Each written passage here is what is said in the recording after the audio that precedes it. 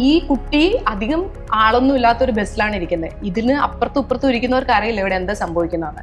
അപ്പൊ അവള് മാക്സിമം അവള് അപ്പൊ തന്നെ പ്രതികരിച്ചില്ല എന്നൊക്കെ പറയുന്ന അവളുടെ മനസ്സുകൊണ്ട് അവൾ ഒരു 100 തവണ പ്രതികരിച്ചു കാണും. ആ സിറ്റുവേഷനെ നോട്ടം കൊണ്ട് പ്രതികരിച്ചിട്ടുണ്ടാവാം.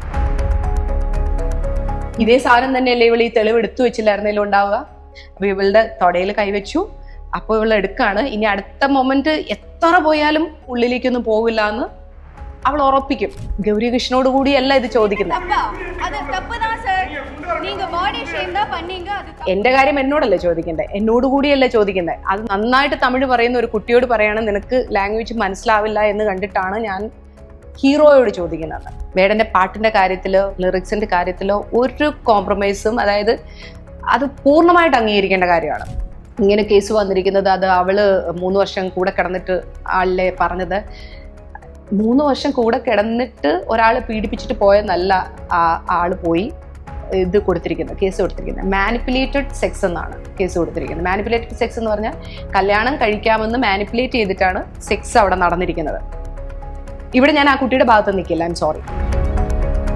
ഒരാള് പീരീഡ്സ് ആയിട്ട് കിടക്കുന്നു, അയാളുടെ ബെഡിൽ കൊണ്ടുവന്ന് വെള്ളം ഒഴിക്കുന്നു എന്നൊക്കെ പറഞ്ഞു കഴിഞ്ഞാൽ ഞാനൊരു സ്ത്രീനെയാണ് ഓർത്തത്. ഇപ്പം വേറെ സ്ഥലത്തൊക്കെ ബിഗ് ബോസ് എല്ലായിടത്തും ഉണ്ട്. അവരൊക്കെ ലിബറൽ ആയാലും മലയാളി ഇന്നു മുതലാണ് ലിബറലായ. ഒരു സാരിയുടെ തലപ്പ് മാറിക്കിടന്ന പ്രശ്നമുള്ള മലയാളിക്ക് ഇങ്ങനത്തെ വലിയ ഇഷ്യൂസ് ഒന്നും ഒരു പ്രശ്നമേ അല്ലാതായി ബിഗ് ബോസ് ഹൗസിലാവുമ്പോൾ. അതായത് നമ്മളെ വെച്ചിട്ട് ബിഗ് ബോസ് കാശുണ്ടാക്കാണ്. സ്വാഭാവികമായിട്ട് ഒരു പ്രോഗ്രാം അങ്ങനെയാണ് ചെയ്യുന്നത്. പക്ഷേ ജനങ്ങളെ ഇത്രയും മാനിപ്പുലേറ്റ് ചെയ്ത് സൈക്കോളജിക്കലി ഇല്ലാക്കിക്കൊണ്ട് ഏൺ ചെയ്യുന്ന ഒരേ ഒരു പ്രോഗ്രാം ബിഗ് ബോസ് ആയിരിക്കും.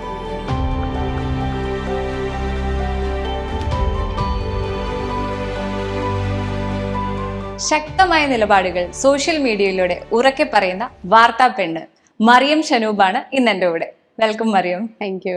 മറിയം ഷനൂബിൽ നിന്ന് വാർത്താ പെണ്ണിലേക്കുള്ള യാത്ര, അതിൽ തന്നെ നമുക്ക് തുടങ്ങാം. അത് സിമ്പിളാണ്. ഞാൻ എല്ലാ കാര്യങ്ങളെയും ഭയങ്കരമായിട്ട് എല്ലാ കാര്യങ്ങളെക്കുറിച്ചും സംസാരിക്കുന്ന ആളാണ്. അതായത് പ്രത്യേകിച്ച് സമകാലീനമായിട്ടുള്ള സംഭവങ്ങളൊക്കെ എന്നെ ഭയങ്കരമായിട്ട് സംസാരിക്കാൻ പ്രേരിപ്പിക്കുന്ന കാര്യങ്ങളാണ്. ഞാൻ എപ്പോഴും ഇത് സംസാരിക്കുന്ന എൻ്റെ ഒരു സിസ്റ്ററിനോടും പിന്നെ എൻ്റെ ഹസ്ബൻഡിനോടുമാണ്. ഇവർ രണ്ടുപേരും മടുത്തു. അപ്പോൾ ഇവർക്കാണെങ്കിൽ പ്രത്യേകിച്ച് അങ്ങനെ ഇതാണോ രാഷ്ട്രീയം എങ്കിൽ അതൊക്കെ, ഇതാണോ രാഷ്ട്രീയം എന്നെങ്കിൽ ഇതൊക്കെ, അങ്ങനെ പറയുന്ന രണ്ടുപേരാണ്. അപ്പൊ എനിക്ക് വ്യക്തമായ രാഷ്ട്രീയം ഒക്കെ ഉണ്ടാകുമ്പോൾ, ഐ മീൻ കക്ഷി രാഷ്ട്രീയമല്ല, അല്ലാതെ വ്യക്തമായ കാര്യങ്ങൾക്ക് രാഷ്ട്രീയങ്ങൾ ഉണ്ടായപ്പോൾ അവർ പറഞ്ഞു ഒരു കാര്യം ചെയ്യേ, ഒരു ഇൻസ്റ്റഗ്രാം പ്രൊഫൈൽ തുടങ്ങിയിട്ട് എന്നിട്ട് അതിലൂടെ സംസാരിക്കേ.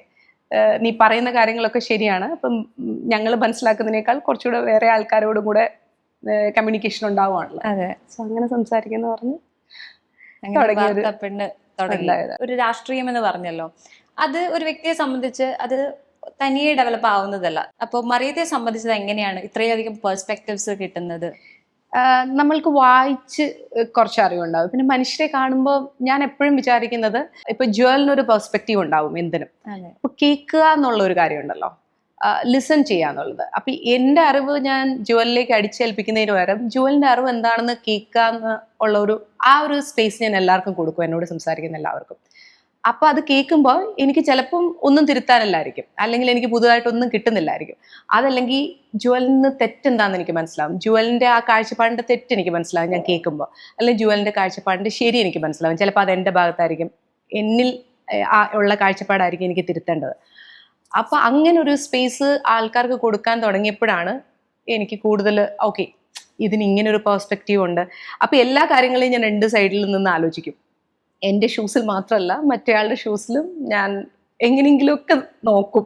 അവര് നിൽക്കുന്ന ആ ഷൂസിനും ഉണ്ടാവും കനം. സോ അതെന്താണെന്ന് അറിയാനും ഞാൻ ശ്രമിക്കാറുണ്ട്. കൂടുതലും ഡിസ്കഷൻസ്, അതുപോലെ വായന. അതെ.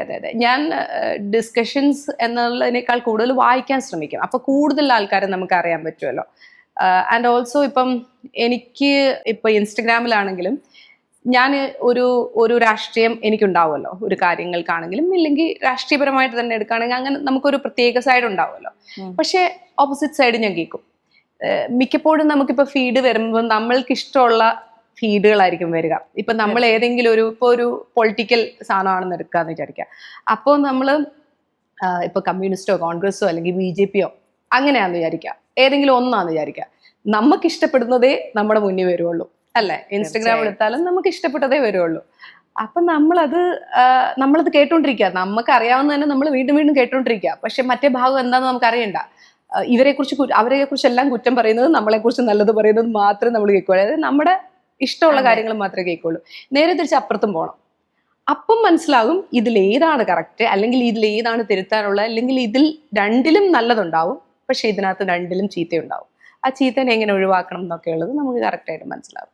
അതായത് എൻ്റെ പൊളിറ്റിക്സ് എപ്പോഴും ലിബറൽ പൊളിറ്റിക്സ് ആണ്. ഈ പൊളിറ്റിക്സിന്റെ കാര്യം വരുമ്പോൾ നല്ലത് എവിടെയാണെങ്കിലും അത് നല്ലതെന്ന് പറയണം എന്നാണ് ഞാൻ ആഗ്രഹിക്കുന്നത്. ഇപ്പം ശശി തരൂർ, പുള്ളി ലിബറൽ പൊളിറ്റിക്സിന്റെ ആളാണ്. ഇപ്പോൾ പുള്ളി കോൺഗ്രസ്സുകാരനാണ്, പക്ഷെ BJP ഒരു നല്ലത് ചെയ്താൽ പുള്ളി അതും പറയും നല്ലതാണ്. കമ്മ്യൂണിസ്റ്റ് അങ്ങനെ ഒരു പാർട്ടിയിൽ ഇപ്പം കേരളത്തിൽ വരുമ്പോൾ ഒരു നല്ലത് കണ്ടു കഴിഞ്ഞാൽ പുള്ളി അതും പറയും. സിമ്പിളാണ്. അപ്പോൾ നല്ലതിനെ അക്സെപ്റ്റ് ചെയ്യുക എന്ന് പറഞ്ഞുകൊണ്ട് പുള്ളിയുടെ ആ കക്ഷി രാഷ്ട്രീയം പുള്ളി മാറ്റുന്നില്ല. പുള്ളി അവിടെ തന്നെ ഉണ്ട്. പക്ഷെ നല്ലത് എന്തെങ്കിലും ഒരു നല്ല കാര്യം ചെയ്ത് അതല്ലേ ശരിക്കും വേണ്ടത്. ഞാൻ ശശി തരൂരിനെ മാതൃകയാക്കാനൊന്നും അല്ലേ പറയുന്നത്, പക്ഷെ അങ്ങനെയല്ലേ വേണ്ടത്. രാഷ്ട്രീയം എടുക്കുമ്പോൾ നമ്മുടെ പൊതുജനങ്ങൾക്ക് എത്രത്തോളം നല്ലതാകുന്നു, ഇവര് എത്രത്തോളം നന്മകൾ ചെയ്യുന്നു, ആ നന്മകളെ നമ്മൾ കാണാൻ ശ്രമിക്കുക. അല്ലാതെ നമ്മൾ ഒരാൾ നന്മ ചെയ്താൽ അത് കൊള്ളില്ല എന്ന് പറയുന്നതിന് പകരം അതിനെ അക്സെപ്റ്റ് ചെയ്യുക, അതിനെ വെൽക്കം ചെയ്യുക. അപ്പം കൂടുതൽ നന്മകൾ ഉണ്ടാവും. വായന ഇൻഫ്ലുവൻസ് ചെയ്തു എന്ന് പറഞ്ഞല്ലോ, അതുപോലെ മൂവീസിന് ഇതിൽ എത്രത്തോളം റോളുണ്ട്? കാരണം മറിയം ഒരു മൂവി ലവർ ആണെന്ന് പലപ്പോഴും വീഡിയോസ് കാണുമ്പോൾ എനിക്ക് തോന്നാറുണ്ട്. മൂവി എനിക്ക് തോന്നുന്നു നമുക്ക് എല്ലായിടത്തും എത്തിച്ചേരാൻ പറ്റില്ല. വായനയും നമ്മളെ അങ്ങനെയാണ്, നമുക്ക് എല്ലായിടത്തും എത്തിച്ചേർന്ന് ചിലപ്പോൾ നമുക്ക് ആക്ച്വലി വായനയെക്കാൾ ലോകം കണ്ട് അറിയുക എന്നൊക്കെ ഉള്ളത് ഒരു വലിയ കാര്യം തന്നെയാണ്. പക്ഷേ ഇപ്പോഴും നമുക്ക് എല്ലായിടത്തും എത്തിച്ചേരാൻ പറ്റിയെന്ന് വരില്ല. അവിടുത്തെ കാര്യങ്ങൾ അറിയുക ചിലപ്പോൾ പുസ്തകങ്ങളിലൂടെ ആയിരിക്കും. പക്ഷേ പുസ്തകം എന്ന് പറയുമ്പോൾ നമ്മൾ നമ്മുടേതായ പെർസ്പെക്റ്റീവ് അവിടേക്ക് വല്ലാതെ ആഡ് ചെയ്യും. കാരണം നമ്മുടെ കണ്ണുകൾ കാണുന്നില്ലല്ലോ. സോ നമ്മുടെ ഇമാജിനേഷൻ മാത്രമായിരിക്കും അത്. ചിലപ്പം അവിടെ ഇപ്പം സിംപ്ലി ഒരു റെഡ് കളർ ഡ്രസ്സ് ഇട്ട ഒരു പെൺകുട്ടിയെ കുറിച്ച് വായിക്കുകയാണെങ്കിൽ നമുക്ക് നമ്മുടെ ഓർമ്മയിലുള്ള ഒരു റെഡ് ആയിരിക്കും വരിക. ആ കഥാകൃത്ത് എഴുതിയ റെഡ് കളർ ഏതാണെന്ന് നമുക്കറിയാൻ പറ്റില്ല. ഇതേ സാധനം മാറ്റിപ്പിടിക്കുന്നതാണ് നമ്മുടെ കണ്ണെന്നുള്ള സെൻസും കൂടെ, അല്ലെങ്കിൽ ചെവി എന്നുള്ള സെൻസ്, ഇതെല്ലാം കൂടെ വർക്ക് ചെയ്യുന്നതാണ് സിനിമ എന്ന് പറയുന്നത്. സോ അത് ഭയങ്കരമായിട്ട് ഇൻഫ്ലുവൻസ് ചെയ്യും.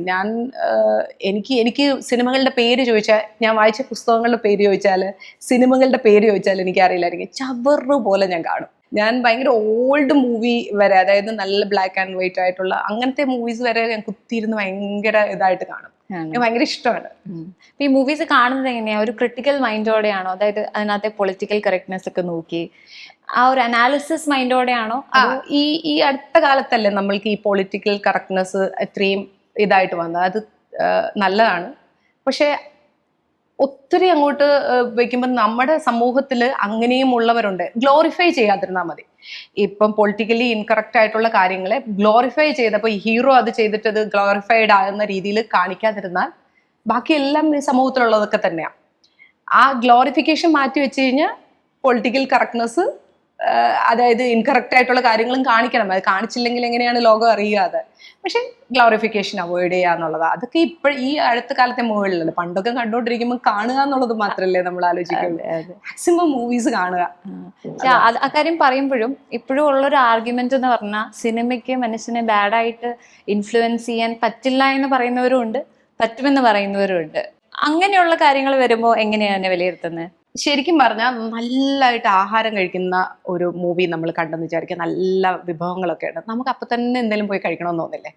ഇൻഫ്ലുവൻസ് ഒക്കെ ചെയ്യും ഇങ്ങനെ. അതായത് ഒരാളിൽ ഇതിൻ്റെ എല്ലാം ഒരു വ്യക്തി ഉണ്ടാകുമ്പോൾ തന്നെ ഇതിൻ്റെയൊക്കെ ഒരു സാധനങ്ങളുണ്ട്. അവൻ്റെ ജീവിത സാഹചര്യങ്ങളും അവൻ ജനിച്ചു വളർന്ന രീതികളും അവൻ അനുഭവിക്കുന്ന ട്രോമകളും എല്ലാം വെച്ച് അവനിലൊരു സംഭവം ഉണ്ടാവും.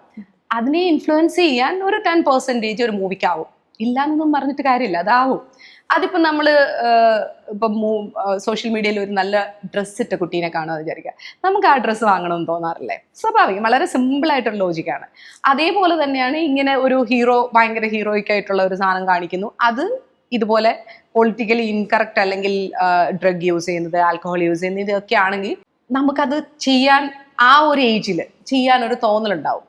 പക്ഷെ അതിനെ കൺട്രോൾ ചെയ്യാനും ഇപ്പുറത്ത് നമ്മളുടെ ജീവിത സാഹചര്യങ്ങൾ നമ്മളെ പഠിപ്പിക്കുന്നുണ്ട്. നമ്മൾ ഇതിലേത് ചൂസ് ചെയ്യുന്നുള്ളത്. റീസെന്റ് ആയിട്ട് നമുക്ക് സോഷ്യൽ മീഡിയയിലൂടെ നമ്മൾ കാണുന്ന ഒരു വിഷയം എന്ന് പറഞ്ഞാൽ നമ്മുടെ ആക്ട്രസ് ഗൗരി കിഷൻ, അദ്ദേഹം ബോഡി ഷെയ്മിങ്ങിനെതിരെ വളരെ ശക്തമായിട്ട് എതിർത്ത് സംസാരിക്കുന്നുണ്ടായിരുന്നു. പക്ഷെ എന്നിട്ട് കൂടി അത് വളരെ വ്യക്തമായിട്ട് ആ കുട്ടി പറയുന്നുണ്ട്. ആ കുട്ടിയുടെ ആ ഒരു അവസ്ഥയെ പറ്റി അവർ എക്സ്പ്ലെയിൻ ചെയ്ത് പറഞ്ഞിട്ടുണ്ട്. എന്നിരുന്നാൽ കൂടി ഓഡിയൻസിന്റെ ഭാഗത്തുനിന്ന് അല്ലെ വ്യൂവേഴ്സിന്റെ ഭാഗത്തുനിന്ന് രണ്ട് ചേരി തിരിഞ്ഞിട്ടുണ്ട്. കുറച്ചധികം ആൾക്കാർ സപ്പോർട്ട് ചെയ്യുന്ന അതേ സമയത്ത് വേറൊരു പക്ഷം പറയുന്നത് എന്തുകൊണ്ട് അവർക്ക് ബോഡി മെയിൻറ്റെയിൻ ചെയ്തുകൂടാ എന്നുള്ള ചോദ്യവും വരുന്നുണ്ട്. അപ്പം ഇങ്ങനെയുള്ള സിറ്റുവേഷൻസ് വരുമ്പോൾ എന്താണ് തോന്നുന്നത്? രണ്ട് ഒരു ഭാഗം അതിൽ വരേണ്ട കാര്യം പോലും ഇല്ല. ഒന്നാമത്തെ കാര്യം അവനവന്റെ ബോഡിയാണ്. അതെന്റെ കാര്യമാണ്, എൻ്റെ ബോഡി എന്നുള്ളത്. ഞാനാണ് തീരുമാനിക്കുന്നത് എൻ്റെ ബോഡി വണ്ണം വെപ്പിക്കണോ അല്ലെങ്കിൽ വണ്ണം കുറയ്ക്കണോ. അല്ലെങ്കിൽ എനിക്ക് തോന്നുവാണ് ഞാൻ വണ്ണം വെച്ചിട്ടാണ് സുന്ദരി എന്ന് തോന്നുന്നത്, ഞാൻ ഫുഡൊക്കെ കഴിച്ച് വണ്ണം വെക്കും. അല്ലെങ്കിൽ ഞാൻ അതല്ല എങ്കിൽ ഞാൻ വണ്ണം കുറയ്ക്കും. അത് എൻ്റെ പേഴ്സണൽ കാര്യമാണ്. പിന്നെ വണ്ണം വയ്ക്കുന്നതെല്ലാം ഫുഡ് കഴിച്ചിട്ടാണെന്നുമല്ല. എന്തെല്ലാം ഹോർമോണൽ ഇംബാലൻസ് കൊണ്ടുണ്ടാകാം, തൈറോയിഡിന്റെ ഫങ്ഷൻ ശരിയായില്ല, നമ്മുടെ ബോഡിയിൽ ബാക്കിയുള്ള കുറേ പ്രശ്നങ്ങൾ കൊണ്ട് നമുക്ക് വണ്ണം വെക്കാം, വണ്ണം കുറയാം. ഇതിപ്പോൾ വണ്ണം വെക്കുന്നവരുടെ മാത്രമല്ല, വണ്ണം കുറഞ്ഞിരിക്കുന്നവർക്കും ഉണ്ട് ഇതേ ബുള്ളിങ്. ഇവിടെ ഈ ഒരു ഗൗരികൃഷ്ണന്റെ കാര്യത്തിൽ സംഭവിച്ചിരിക്കുന്നത് ഈ ടൈപ്പിലുള്ള ക്വസ്റ്റ്യൻസ് ചോദിച്ച് അങ്ങ് പദം വന്ന് ചില മനുഷ്യരുണ്ട്.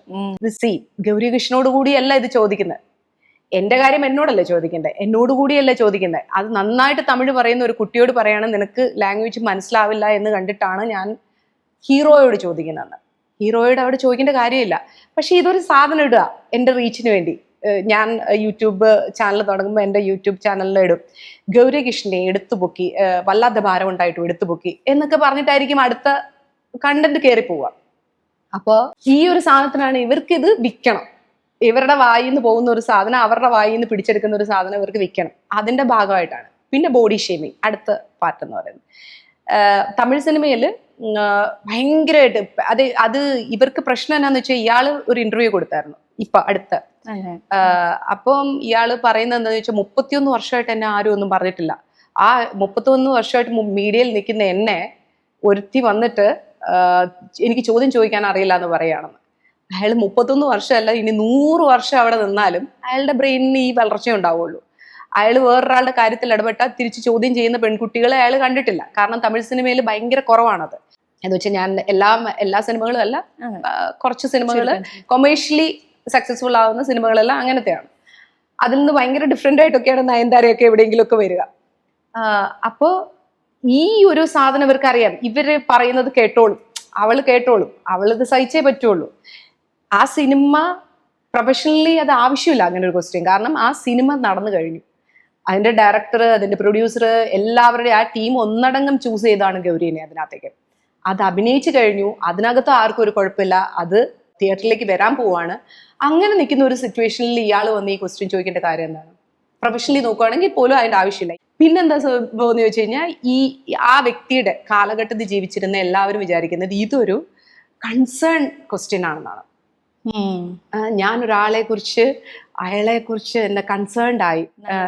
അത് സിംപ്ലി ജുവലിനറിയാവോ, നമ്മളുടെ വീടുകളിലൊക്കെ ചെന്നാലും നമുക്ക് കാണാൻ പറ്റും അങ്ങനെയുള്ള ആൾക്കാരെ. സ്വന്തം അമ്മേനെ എടുത്താൽ മതി. നമ്മൾ അങ്ങോട്ടോ ഇങ്ങോട്ടോ പോയിട്ട് വരുമ്പം ഇത്തിരി അവർക്കും അറിയായിരിക്കും നമുക്കിപ്പം തൈറോയിഡിന്റെ പ്രോബ്ലം അല്ലെങ്കിൽ നമുക്ക് എന്തെങ്കിലും പ്രോബ്ലം ആണെന്ന് അവർക്കും അറിയായിരിക്കും. ഞാൻ എല്ലാ അമ്മമാരെ അടച്ചു പറയില്ല. പക്ഷെ അമ്മമാർ പോലും ലാബ് റിപ്പോർട്ടുകൾ കണ്ടു കഴിഞ്ഞ് ഒരു കുഴപ്പമുണ്ടാവില്ല. ചിലപ്പോൾ ലാബ് റിപ്പോർട്ടിലൊന്നും കുഴപ്പമില്ലാത്ത മനുഷ്യർ തടിച്ചിരിപ്പുണ്ടാവും. അതങ്ങനെയാണ്. അപ്പോൾ ഈവൻ അതുപോലും കണ്ടിട്ട് ഒരു കുഴപ്പമില്ലാത്ത, ഓക്കെ, കൺസേൺഡ് ആയിരിക്കുമ്പോൾ അവർ ഹെൽത്ത് വൈസ് കൺസേൺഡ് ആണോ എൻ്റെ മോൻ അല്ലെങ്കിൽ എൻ്റെ മോൾ എന്നുള്ള ഒരു തോട്ട് പ്രോസസ് ഉണ്ടാകും അമ്മമാർക്ക്. അതും അല്ലാതെ ലാബ് റിപ്പോർട്ടും ഒക്കെ ആണെങ്കിൽ പോലും വന്നിട്ട് പറയും, ഷോ വണ്ണം വെച്ചിരിക്കുന്നത്, ഇത് മാത്രം ഒന്ന് കുറഞ്ഞാൽ മതി. ഇതൊക്കെ നല്ല ഇവരുടെ മനസ്സിൽ നിന്ന് ഇവരുടെ സ്നേഹം പ്രകടിപ്പിക്കുന്ന രീതിയാണിത്.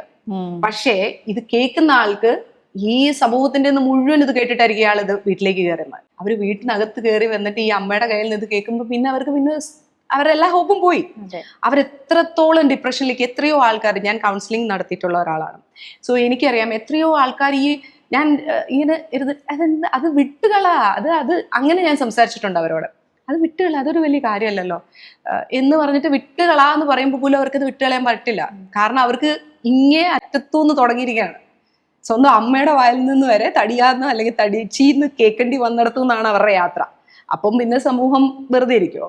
അപ്പൊ ഈ ഒരു എനിക്ക് തോന്നുന്നു ആ യൂട്യൂബറിന്റെ കാലഘട്ടത്തിൽ ഇത് ഭയങ്കരമായിട്ട് നമ്മൾ വെറുതെ വഴിയെ കാണുന്നത്, നീ അങ്ങ് തടിച്ചു പോയല്ലോ, നീ അങ്ങ് മെലിഞ്ഞു പോയല്ലോ, ഇതാണ് വഴിയിലിരിക്കുന്ന കുശലാന്വേഷണം എന്നാണ് വിചാരിക്കുന്നത്. അത് മാറ്റിയിട്ട് അല്ലാത്ത കുശലാന്വേഷണങ്ങൾ നടത്താം. എന്നാലും നമ്മുടെ ബോഡീനെ ബോഡിയുടെ പെർസ്പെക്റ്റീവിൽ ബോഡീനെ വെച്ചിട്ടാണ് മനുഷ്യർ കൺസേൺഡ് ആയിക്കൊണ്ടിരുന്നത്.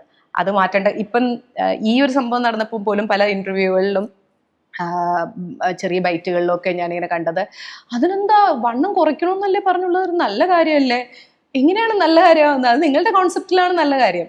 ഈ കുറയ്ക്കാൻ കേൾക്കും തോറും ഞാൻ എന്തോ വലിയ തെറ്റ് ചെയ്ത പോലെയാണ് ഞാൻ ഇവിടെ ഇരിക്കുന്നത്. അതിന്റെ ആവശ്യം എന്നാണ്? അതുകൊണ്ട് അത് ഈ മൂക്കിൻ തുമ്പിൽ അവസാനിക്കണം.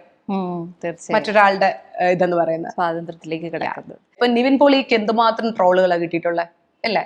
അതെ, വണ്ണം വെച്ചതിന് ഒരു തവണ വണ്ണം കുറഞ്ഞിട്ട് പിന്നെ വണ്ണം കൂടിയിട്ട് വരുമ്പോ എല്ലാം ട്രോളുകൾ കിട്ടാറില്ലേ? നേരിട്ട് ചോദിക്കുന്നത് എത്രത്തോളം ഉണ്ടെന്ന് എനിക്കറിയില്ല. അപ്പൊ ലേഡി ആയതുകൊണ്ടെന്ന് മാത്രല്ല, ഈ ബോഡി ഷേമിങ്ങിന്റെ കാര്യത്തിൽ ലേഡി ഇല്ല. ബോഡി ഷേമിങ് എല്ലാവർക്കും ഉണ്ട്. ഇത് എന്തോ ഒരു സുഖമാണ്. ഇത് ഈ പറയുന്നവര് പെർഫെക്റ്റ് ആണ്, ഈ ഇരിക്കുന്ന ആള് അത് നമ്മൾ പറയാൻ പാടില്ല, അയാളെ കുറിച്ചൊന്നും സംസാരിക്കാൻ പാടില്ല. പക്ഷെ തിരിച്ച് ക്യാമറ അയാളെ കണ്ടു കഴിഞ്ഞപ്പോ ഈ പെർഫെക്റ്റ് ആയിട്ടുള്ള ആളാണോ ഇവിടെ വന്നിരുന്ന് ഗൗരിക്ക് വെയിറ്റ് ഉണ്ടെന്ന് പറയുന്നത്? സ്ത്രീകളുടെ പ്രതികരണത്തിന്റെ കാര്യം പറയുമ്പോൾ മറ്റൊരു പ്രധാനപ്പെട്ട വിഷയം, സ്ട്രേഞ്ചേഴ്സ് ഒക്കെ വന്ന് അവരുടെ ഒരു സ്വാതന്ത്ര്യം എടുത്ത് ഇവരെ ടച്ച് ചെയ്യുന്ന സമയത്ത് ഇവർ പ്രതികരിക്കുന്നതും, പിന്നീട് ഇവർ ഏതെങ്കിലും ഒരു സദസ്സിൽ ഇവർക്ക് കംഫർട്ടബിൾ ആയിട്ടുള്ള ആൾക്കാരെ ഹഗ് ചെയ്യുന്നതും തമ്മിൽ കമ്പയർ ചെയ്തിട്ട് ഒരു വലിയ എന്താ പറയുക, ഒരു വലിയ കൂട്ടം ആൾക്കാർ കോമന്റ്സിൽ ഈ സ്ത്രീ ആയിട്ടുള്ള ആർട്ടിസ്റ്റുകളെ മെയിൻ ആയിട്ടും ബുള്ളി ചെയ്യുന്നുണ്ട്. അത് കാണുമ്പം എന്താണ് തോന്നാറ്? സത്യത്തിൽ ജുവൽ, നമ്മളൊന്നും അഡ്രസ് ചെയ്യേണ്ട കാര്യം പോലും അല്ല ഇതൊന്നും. ഇതുങ്ങൾക്കൊക്കെ വളരെ ഇതൊക്കെ നേരിട്ടുണ്ടാവില്ല. ശ്രദ്ധിച്ചിട്ടുണ്ടോ ജുവലെ? ഇതൊന്നും നേരിട്ട് എടി നീ ഇന്ന് ഇവനെ മാറ്റി നിർത്തിയില്ലേ, മറ്റേ നിന്റെ ഫ്രണ്ടിനെ കണ്ടപ്പോൾ നീ കെട്ടിപ്പിടിച്ചില്ലേ എന്ന് ഒരാളും നമ്മളോട് വന്ന് ചോദിക്കില്ല, അല്ലെങ്കിൽ ഒരു സ്ത്രീയോടും വന്ന് ചോദിക്കില്ല. ഇതൊക്കെ ഞരമ്പ് രോഗികൾ കമന്റ്സിൽ ഇരുന്നിട്ട് പറയുന്നതാ അല്ലെ? ആണുങ്ങൾ എന്നല്ല, ഇതിൽ പെണ്ണുങ്ങളും ഉണ്ട്. ഇവര് വന്നിട്ട് കണ്ടില്ലേ മറ്റേ അവനെ കെട്ടിപ്പിടിച്ചപ്പോ ആ കൊച്ചിനെ മാറ്റി നിർത്തി, ആ കൊച്ചൻ വന്ന് ദേഹത്ത് ടച്ച് ചെയ്തപ്പം മാറ്റി നിർത്തി, മറ്റത് വന്ന് കെട്ടിപ്പിടിച്ചു. അവരവരുടെ പേഴ്സണൽ സ്പേസിലേക്ക് ഒരാൾ, അറിയാൻ മേലാത്ത ഒരാൾ കയറുമ്പോൾ സ്വാഭാവികമായിട്ടും നമ്മൾക്കുണ്ടാകുന്ന ഒരു ബുദ്ധിമുട്ടുണ്ട്. അതെനിക്കറിയില്ല, ഈ പറയുന്നവർക്ക് അത് ഉണ്ടാവുന്നില്ലായിരിക്കും. ഐ ഡോണ്ട് നോ അതെന്താ ഇല്ലാത്തതെന്ന് എനിക്കറിയില്ല. സാധാരണ മനുഷ്യനാണെങ്കിൽ അവനവന്റെ പേഴ്സണൽ സ്പേസിലേക്ക് അറിയാൻ മേലാത്ത ഒരാൾ വരുമ്പോൾ എത്ര ഉണ്ടും, അതിപ്പോ പേഴ്സണൽ സ്പേസിലേക്ക്, ഒരു ചിന്തയുടെ പേഴ്സണൽ സ്പേസിലേക്ക് പോലും കയറിയാൽ ബുദ്ധിമുട്ടുണ്ടാവും. അപ്പം ശരീരത്തിന്റെ അടുത്തേക്ക് വരുമ്പം അത്ര തന്നെ ബുദ്ധിമുട്ടാവും. എന്നാൽ അറിയാവുന്ന ഒരാൾക്ക് അറിയാം ഇത്ര ലിമിറ്റിൽ അവർ നിൽക്കും, നമ്മുടെ കൂടെ ഉണ്ടാവും. പക്ഷെ അറ്റ് ദ സെയിം ടൈം എനിക്ക് അവരെ അറിയാം, അവരുടെ ടച്ച് ഇതുവരെ ബാഡ് ആയിട്ടില്ല. ഇനി ബാഡ് ആയാൽ റിയാക്ട് ചെയ്യാനും അറിയാം, ആ സ്പോട്ടിൽ തന്നെ റിയാക്ട് ചെയ്യാനും അറിയാം. അപ്പൊ അതാണ് ഇവിടെ നടക്കുന്നത്. അല്ലാതെ ഇതിനകത്ത് നമ്മൾ ചർച്ച ചെയ്യേണ്ട വിഷയം പോലും അല്ല. കാരണം ചർച്ച ചെയ്തിട്ട് കാര്യമില്ല, ഇവരെല്ലാം ഒളിഞ്ഞു നിന്നിട്ടാണ് അമ്പുകൾ ചെയ്യുന്നത്. ഇപ്പൊ ഞാൻ ഇത് പറയുന്നതിനടിയിലും വന്നിട്ട് പറയും അവൾ അത് പറഞ്ഞു, അവൾ ഇത് പറഞ്ഞു. പക്ഷെ നേരിട്ട് കണ്ടാൽ പറയൂല, നേരിട്ട് കാണാനുള്ള അവസരങ്ങളും ഉണ്ടാവില്ല അവർക്ക്. അങ്ങനെയുള്ള ആൾക്കാരുമായിട്ടല്ലല്ലോ നമ്മൾ ഇടപെടുന്നത്. അതുകൊണ്ട് ഡിഫറൻസ് ഉണ്ട്. ഈ സൈബർ ബുള്ളിയും ഹരാസ്മെന്റും എനിക്ക് തോന്നുന്നു ഒരുപാട് നാളുകളായിട്ട് എല്ലാവരും ഫേസ് ചെയ്യുന്ന, അത് സെലിബ്രിറ്റി ആവണമെന്നില്ല, ആരെന്ത് ചെയ്താലും ആൾക്കാരെ സോഷ്യൽ മീഡിയയിൽ കണ്ടാൽ അവർക്ക് തോന്നുന്നത് പറയുന്നത് ഒരു എന്താ ഒരു ഹാബിറ്റ് ആക്കി മാറ്റിയേക്കുക. ശരിക്കും ഇങ്ങനെയുള്ള ആൾക്കാരുടെ മാനസികാവസ്ഥ എന്താണ്? ഇവർക്ക് ഒന്നുമില്ലെങ്കിൽ ഇവരുടെ ഫ്രസ്ട്രേഷൻ കാരണമാണ്. ഇവർക്ക് വീട്ടിൽ കിട്ടാത്തതും, അല്ലെങ്കിൽ വീട്ടിൽ ചെയ്യാൻ പറ്റാത്തതും, അല്ലെങ്കിൽ ഇവരുടെ ചുറ്റുവട്ടത്ത് നിൽക്കുമ്പോൾ ഇവർക്ക് ആളാകാൻ പറ്റാത്തതും മിക്കപ്പോഴും അങ്ങനെ ആയിരിക്കും. പിന്നെ ഉള്ളത് അറ്റൻഷൻ സീക്കേഴ്സാണ്. അറ്റൻഷൻ സീക്കേഴ്സിന്റെ ഹെവി ആയിട്ടുള്ളതൊക്കെയാണ് നമ്മൾ ഈ തിയേറ്ററിന്റെ ചുറ്റുവട്ടത്തൊക്കെ കാണുന്നത്. പക്ഷെ അതല്ലാതെ അത്രയും എത്താൻ പറ്റാത്തവരുണ്ട്. അവരാണ് ഈ കൊമന്റ് സെക്ഷനിൽ വന്നിരുന്നിട്ട് ഈ ഡയലോഗുകളൊക്കെ അടിച്ച് അവരുടെ ഒരു മെന്റൽ സാറ്റിസ്ഫാക്ഷനിൽ അവരെത്തുന്നത്.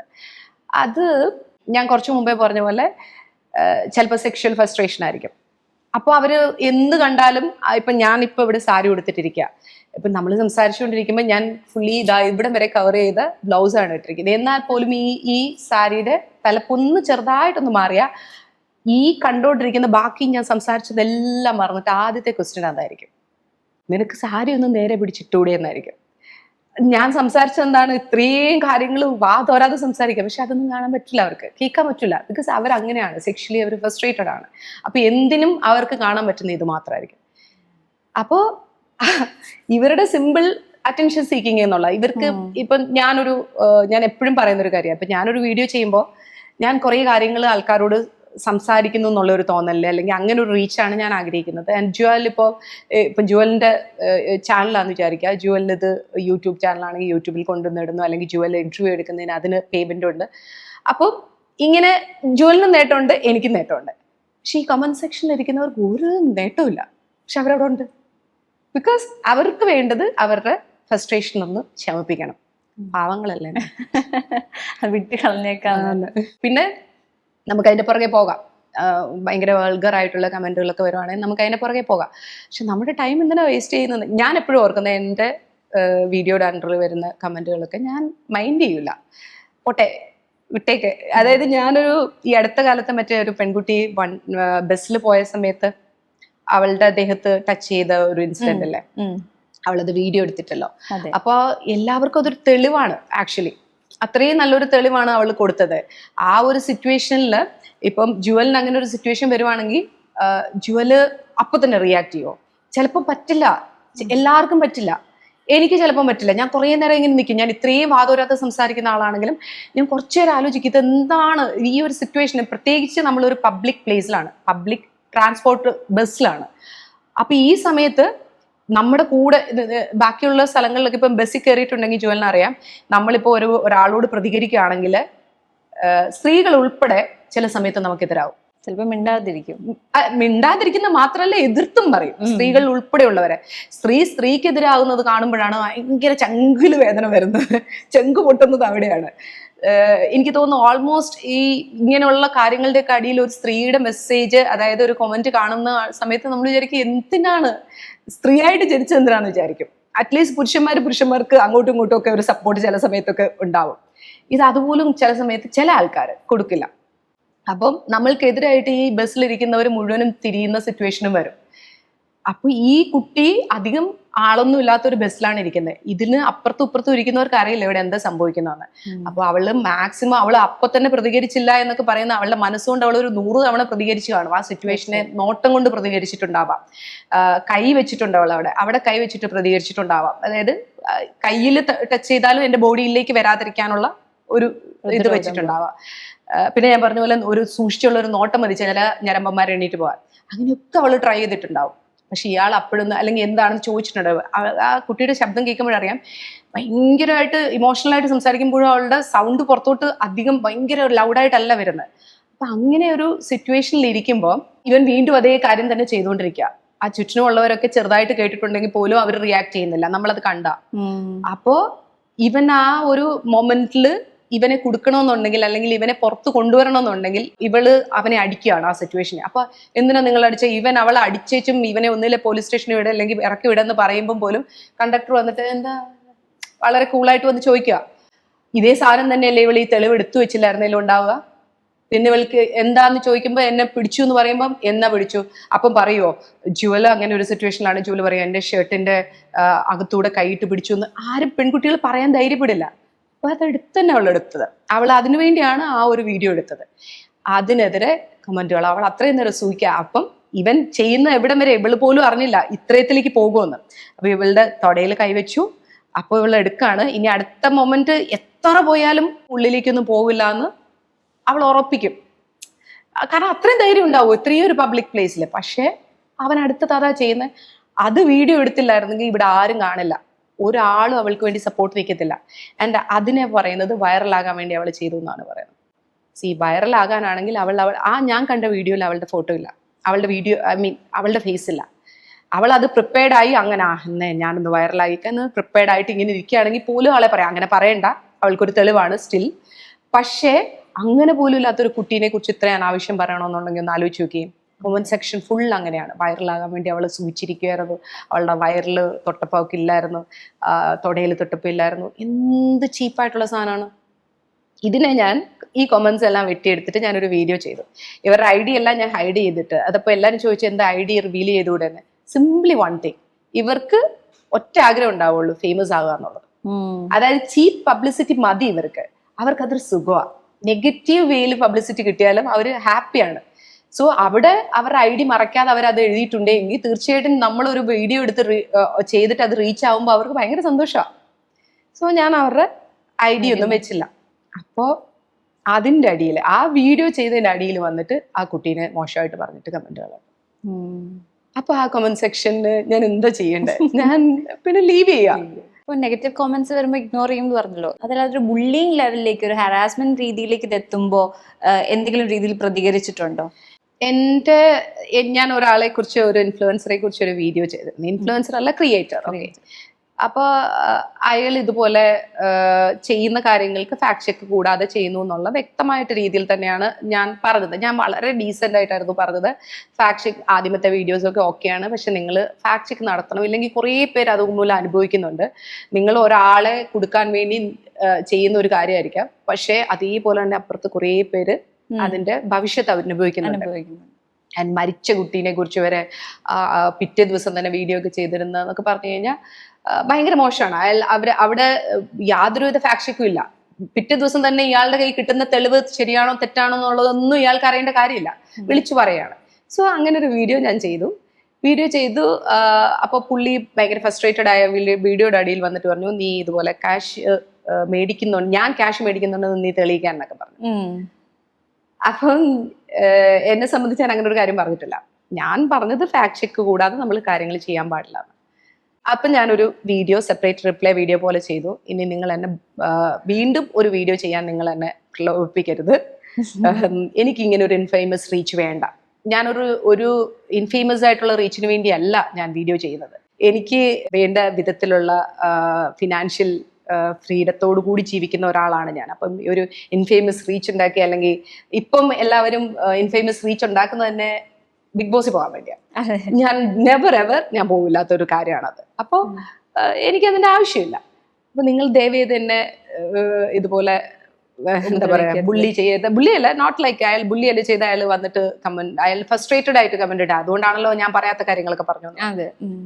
അതിനുശേഷം DM ഭയങ്കരമായിട്ട് അയാളല്ല, അയാളുടെ അക്കൗണ്ടിൽ നിന്ന് എനിക്ക് വന്നിട്ടില്ല, പക്ഷെ ഇതുപോലെ ഫേക്ക് അക്കൗണ്ടിൽ നിന്ന് നീ എന്താ നിന്നെക്കുറിച്ച് ഞങ്ങൾക്ക് വീഡിയോ ചെയ്യാൻ, നിന്നെക്കുറിച്ച് വീഡിയോ ചെയ്യാൻ അറിയാം, നിന്നെക്കുറിച്ച് ഇല്ലാത്തത് പടച്ചുവിടാൻ അറിയാം എന്നൊക്കെ പറഞ്ഞിട്ട് കുറെ പേടിപ്പിക്കുന്ന കുറെ സാധനങ്ങൾ. എനിക്ക് പേടിയൊന്നും വന്നില്ല. ഞാൻ സിംപ്ലി ആ വീഡിയോ തന്നെ ഞാൻ പറഞ്ഞിട്ടുണ്ട്, ഞാൻ ഒറ്റയ്ക്കല്ല, ഇനി ഒറ്റയ്ക്കാണെങ്കിൽ എനിക്ക് നല്ല ധൈര്യം ഉണ്ടെന്ന് പറഞ്ഞിട്ടാണ് ഞാൻ വീഡിയോ ചെയ്തിരിക്കുന്നത്. അപ്പോൾ അങ്ങനെ കുറെ ബുള്ളിങ് ഉണ്ടായിട്ടുണ്ട്, പക്ഷെ ഞാൻ അതിനൊന്നും മൈൻഡ് ചെയ്തിട്ടില്ല. പിന്നെ കുറെ ഡിലീറ്റ് ചെയ്തിട്ട് പോകും, അൺസെൻഡ് ചെയ്തിട്ട് പോകും, അങ്ങനെ. പിന്നെ എൻ്റെ കയ്യിൽ ഈ സാധനത്തിന്റെ ഒക്കെ തെളിവുകൾ ഇരിപ്പുണ്ട്. ഞാൻ വേണമെന്നുണ്ടെങ്കിൽ എനിക്ക് ഇത് കൂടുവാണെങ്കിൽ ഞാൻ സൈബർ സെല്ലിൽ കൊണ്ട് കൊടുക്കും, സിമ്പിൾ ആണ്. പിന്നെ അത് കൂടാതെ ഇദ്ദേഹം തന്നെ ഞാനൊരു ചാനലിന് വീഡിയോ ഇതുപോലെ ഇന്റർവ്യൂ കൊടുത്തപ്പോൾ അതിന്റെ ഇടയിലും വന്നിട്ട് ഇദ്ദേഹത്തിന്റെ ആൾക്കാർ ഇവളതാണ് ഇവളിതാണ് എന്നൊക്കെ പറഞ്ഞിട്ട് നമുക്കെതിരെ ബാഡ് കമന്റ്സുകൾ. അതിപ്പോഴും ചെക്ക് ചെയ്താൽ പുള്ളി ആരെങ്കിലും വന്ന് റിപ്ലൈ, ഞാൻ തന്നെ റിപ്ലൈ കൊടുക്കണമെന്നില്ല, വേറെ ആരെങ്കിലും വന്ന് റിപ്ലൈ കൊടുത്താൽ പുള്ളി അത് ഡിലീറ്റ് ചെയ്തിട്ട് പോകും. പുള്ളി ആദ്യത്തെ വീഡിയോ എയർ ചെയ്ത ആദ്യത്തെ വീഡിയോക്ക് തന്നെ പുള്ളി വന്നിട്ട്, നീ എന്നെ കൊണ്ടല്ലേടി അരി മേടിച്ച് ജീവിക്കുന്നതെന്ന്. അയ്യോ, പുള്ളിയുടെ അരി വേണ്ട ഇവിടെ ആർക്കും. പുള്ളി വരുന്നതിന് മുമ്പ് തന്നെ നമ്മൾ അരി ചോറൊക്കെ കഴിച്ച് തന്നെയാണ് ജീവിക്കുന്നത്. അപ്പൊ അവിടെയും വന്ന് കമന്റ് ഇട്ടു. അപ്പൊ അതിന്റെ അടിയിൽ നാട്ടുകാരെല്ലാം വന്ന് പുള്ളിനെ തെറി വിളിച്ചു. പുള്ളി ഇപ്പൊ ഇടുന്ന ആരുടെ അക്കൗണ്ടിൽ പോയി കമന്റ്സ് ഇട്ടാലും റിപ്ലൈ കൊടുത്താലും അതിന്റെ അടിയിൽ എല്ലാം തെറിവിളിയാ. ഇത് എന്റെ അക്കൗണ്ടിൽ മാത്രമല്ല, ഇപ്പം പുള്ളിക്കെതിരെ വീഡിയോ ചെയ്യുന്ന 6 അക്കൗണ്ടിലും പുള്ളി ഫ്രസ്ട്രേറ്റഡ് ആണ്. അപ്പൊ പുള്ളി ഓടിച്ചെന്ന് റിപ്ലൈ കൊടുക്കും. അതിന്റെ അടി വന്നിട്ട് അപ്പനും അമ്മയ്ക്കും ഉൾപ്പെടെ തെറി വിളിച്ചിട്ടാണ് ആൾക്കാർ പോകുന്നത്.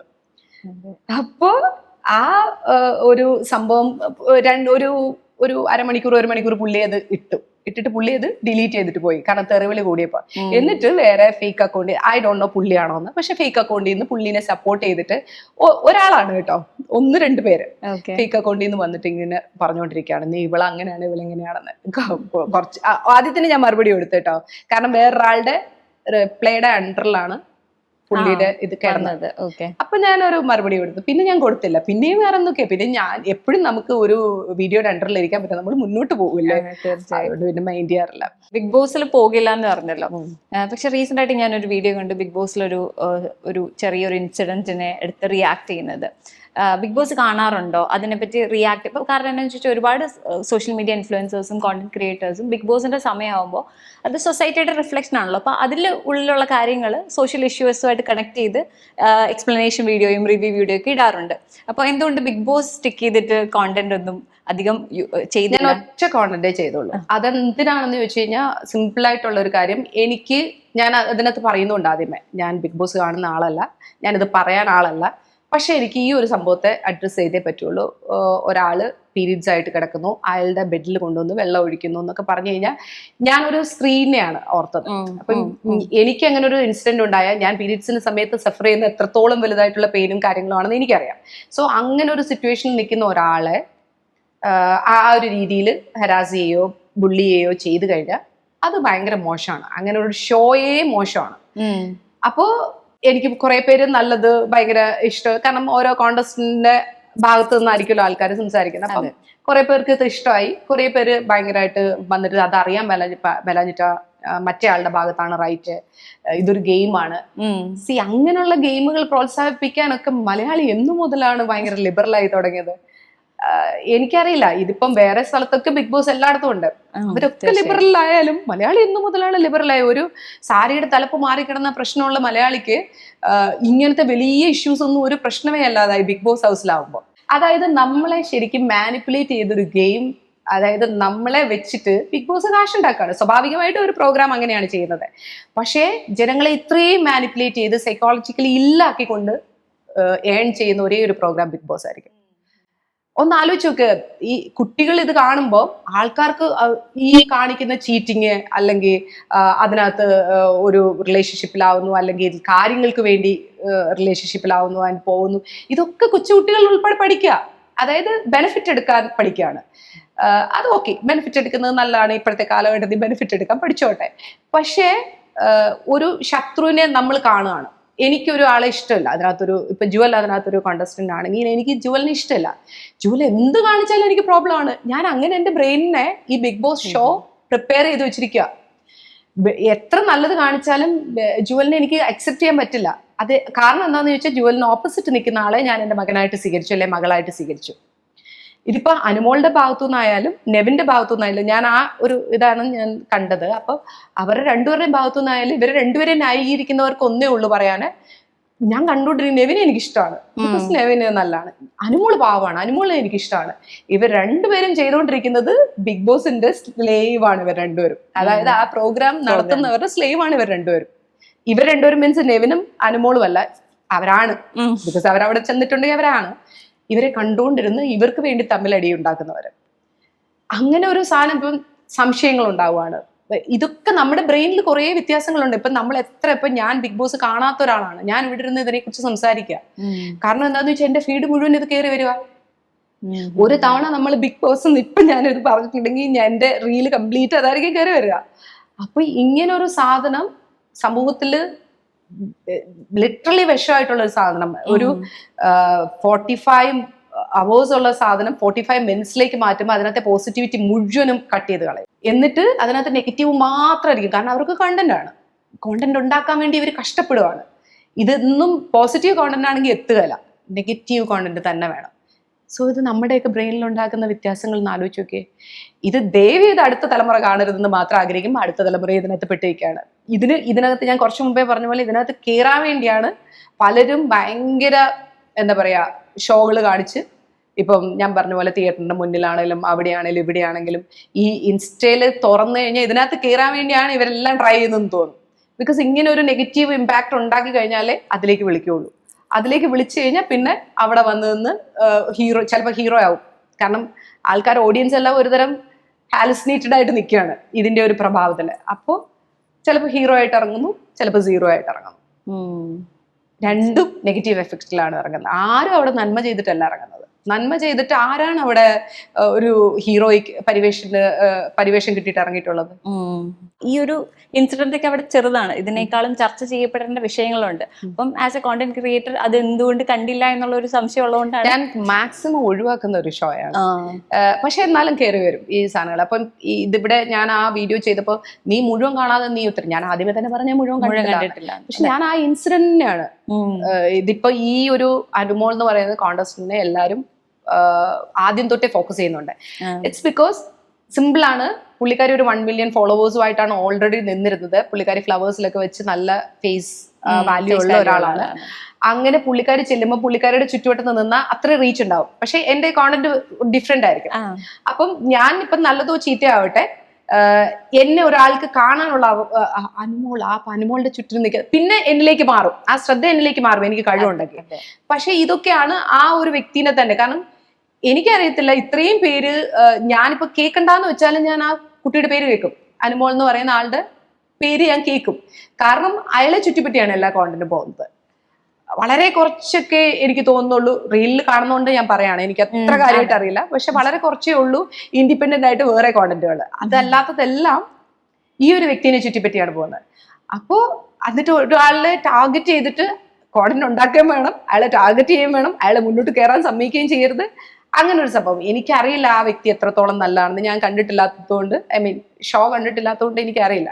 പക്ഷെ ആരും നന്മ കളിക്കാനല്ല അവിടെ പോകുന്നത്. എല്ലാവരും കോണ്ടന്റ് ഉണ്ടാക്കുന്ന നെഗറ്റീവ് കോണ്ടന്റ് തന്നെയാണ് ഉണ്ടാക്കുന്നത്. ആരും ആരെ ശുശ്രൂഷിച്ചും സ്നേഹിച്ചും നന്മ കൊടുത്തും ഒന്നുമല്ല. എല്ലാവരും ഒരാളെ വെട്ടിയാലേ മറ്റേ ആൾക്ക് കയറാൻ പറ്റുള്ളൂ, ഒരാളെ ചവിട്ടിയാലേ വേറെ ആൾക്ക് കയറാൻ പറ്റുള്ളൂ. ഇത് പബ്ലിക്കായിട്ട് കണ്ടുകൊണ്ടിരിക്കുകയാണ്. അപ്പം അവർക്ക് അത്രയും കൂടെ ആവശ്യത്തിൽ അവർ ചെയ്തുകൊണ്ടിരിക്കുകയാണ്. ഒരു നിമിഷം ഞാൻ കണ്ണടച്ചാൽ അടുത്ത നിമിഷം വേറൊരാൾ കയറും. അപ്പൊ ഞാൻ എത്രത്തോളം വില്ലനാകാവോ അത്രത്തോളം വില്ലനായാൽ ഞാൻ പുറത്ത് ഹീറോയാണ്. അതാണ് എല്ലാവരുടെയും ആവശ്യം. അതാണ് ബിഗ് ബോസ്. സോ നമ്മുടെ ബ്രെയിനിൽ വില്ലനിസം ഹീറോയിസം ആകുവാണ്. റീസെന്റ് ആയിട്ടുള്ള ഒരു വീഡിയോയിലേക്ക് തന്നെ വരാം. വേടന്റെ അവാർഡിനെ പറ്റി ഒരു വീഡിയോ ഇട്ടിരുന്നു.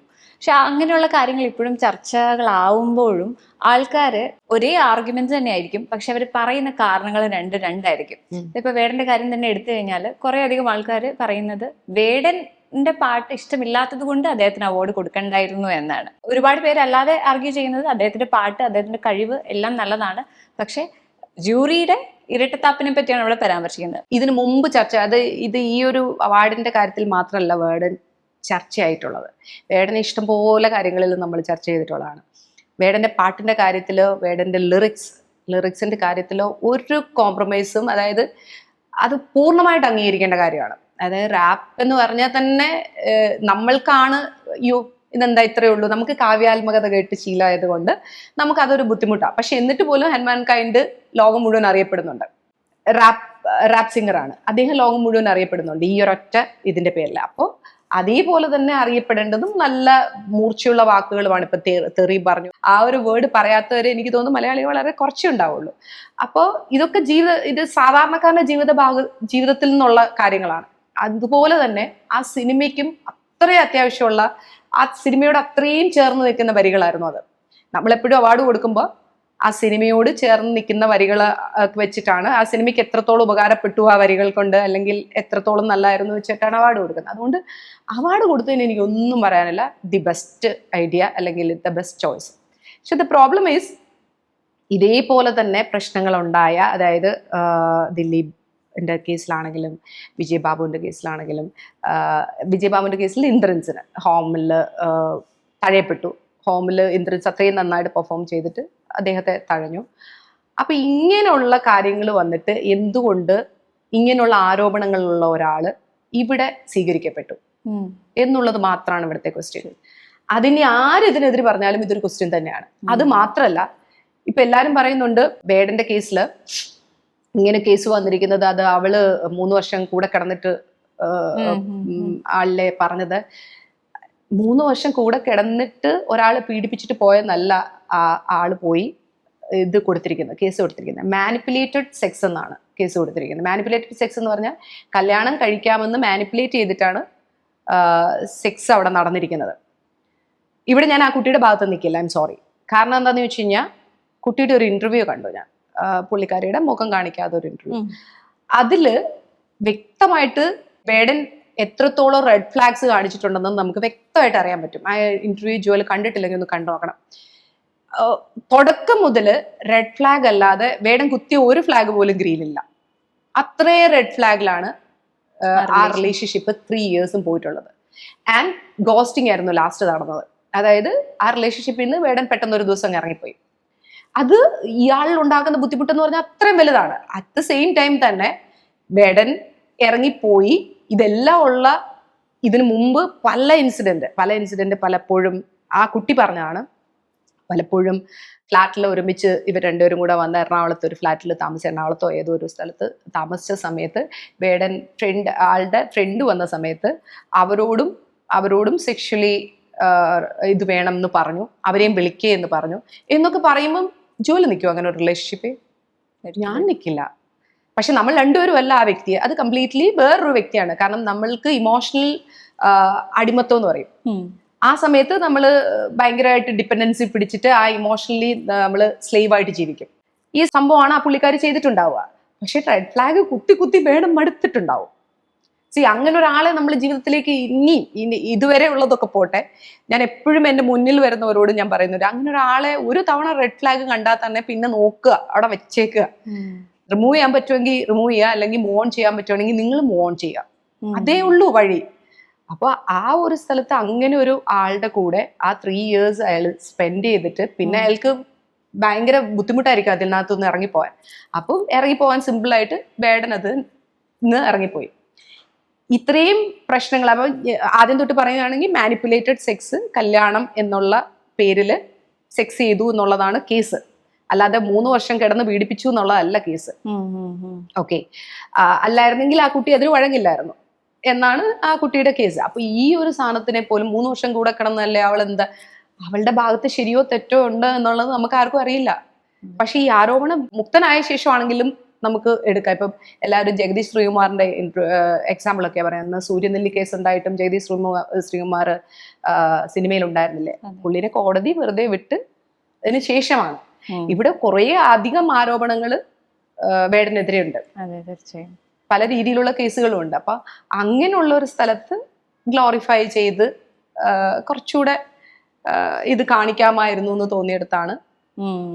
അത് ഇടയ്ക്ക് ആൾക്കാർ മറന്നു പോകുന്നു എന്ന് തോന്നുന്നു. മറന്നു പോകുന്നതല്ല, അത് ഓപ്പോസിറ്റ് സൈഡ് നിൽക്കുക എന്നുള്ളത് എല്ലാവർക്കും, എല്ലാത്തിന്റെ ഓപ്പോസിറ്റ് സൈഡിൽ എല്ലാവരും കയറി നിൽക്കും. അതൊരു സുഖമാണ്, ഇപ്പോഴത്തെ ഒരു ട്രെൻഡാണ് അത്. അതെന്തോ ഇപ്പം എന്താ ഫെമിനിസം കൂടുതൽ പറയപ്പെടുന്നത് കൊണ്ടായിരിക്കാം. ആക്ച്വലി ഫെമിനിസം എന്ന് പറയുന്നത് ഇക്വാലിറ്റി എന്ന് പറയുന്നത് ആണിനെയും പെണ്ണിനെയും ഒരുപോലെ ട്രീറ്റ് ചെയ്യുക എന്നുള്ളതാണ്. ആക്ച്വലി ഞാൻ ചോദ്യമായിട്ട് വെച്ചിരിക്കുകയായിരുന്നു. ഫെമിനിസം എന്ന് പറയുന്നത് ഏറ്റവും തെറ്റിദ്ധരിക്കപ്പെടുന്ന ഒരു കോൺസെപ്റ്റ് ആണ്. പലരും അതിനെ ഹേറ്റ് ചെയ്യുന്നുണ്ട്. അതെ, അതെന്തുകൊണ്ടാണ്? ഈ എന്താ സംഭവം എന്ന് വെച്ച് കഴിഞ്ഞാൽ, ഞാൻ എപ്പോഴും പറയും എന്റെ ഫ്രണ്ട്സിനോട്, ഞാനൊരു ഫെമിനിസ്റ്റ് ആണ്, ഒരു ഫെമിനിച്ചി അല്ല. കാരണം ഫെമിനിച്ചി നമ്മൾ ഉണ്ടാക്കിയ ഒരു വേർഡാണ്. അതിനകത്ത് പുരുഷ വിദ്വേഷമാണ്. ശരിക്കും അങ്ങനെയുള്ള ആൾക്കാരും ഉണ്ട്, ഇല്ലാന്നല്ല. അത് അങ്ങനെ നമ്മൾ രണ്ട് സൈഡ് നോക്കണമല്ലോ, പുരുഷന്മാർ തന്നെ പറയുമൊന്നുമല്ല അത്. അങ്ങനെ പുരുഷ വിദ്വേഷം മനസ്സിൽ വിചാരിച്ചിട്ട് ഞാൻ ഫെമിനിസ്റ്റ് ആണ് എന്ന് പറയുന്ന ആൾക്കാരുണ്ട്. അത് ഫെമിനിസം അല്ല. രണ്ടുപേരും ഈക്വലായിട്ട് ട്രീറ്റ് ചെയ്യുക. അതിനർത്ഥം ഫിസിക്കലി എന്നെ ഈക്വലായിട്ട്, ശരി നീ തെങ്ങി കയറില്ലല്ലോ എന്നെങ്കിൽ നീ ഫെമിനിസ്റ്റ് അല്ലേ, ഈക്വാലിറ്റി വേണമല്ലോ, നീ തെങ്ങിപ്പോയി കയറെന്ന് പറയുന്നതല്ല. അത് നമ്മളുടെ എന്താ പറയാ സോഷ്യൽ ലൈഫിലുള്ള ഈക്വാലിറ്റിയാണ്. അപ്പൊ അത് പ്രൊവൈഡ് ചെയ്യാൻ പറ്റുക എന്നുള്ള, അത് ഫെമിനിറ്റി എന്നുള്ള മറ്റേ ടാഗ് ലൈനിലല്ല യൂസ് ചെയ്യേണ്ടത്. Feminist is completely different. അത് പറയുകയാണെങ്കിൽ നമ്മൾ കുറെ സംസാരിക്കേണ്ടി വരും. അത് പറഞ്ഞാൽ മനസ്സിലാവത്തുമില്ല ആൾക്കാർക്ക്. അതാണ്. ഇപ്പം ഒരു സൈക്കോളജിസ്റ്റ് കൂടി ആണല്ലോ ബൈ പ്രൊഫഷൻ.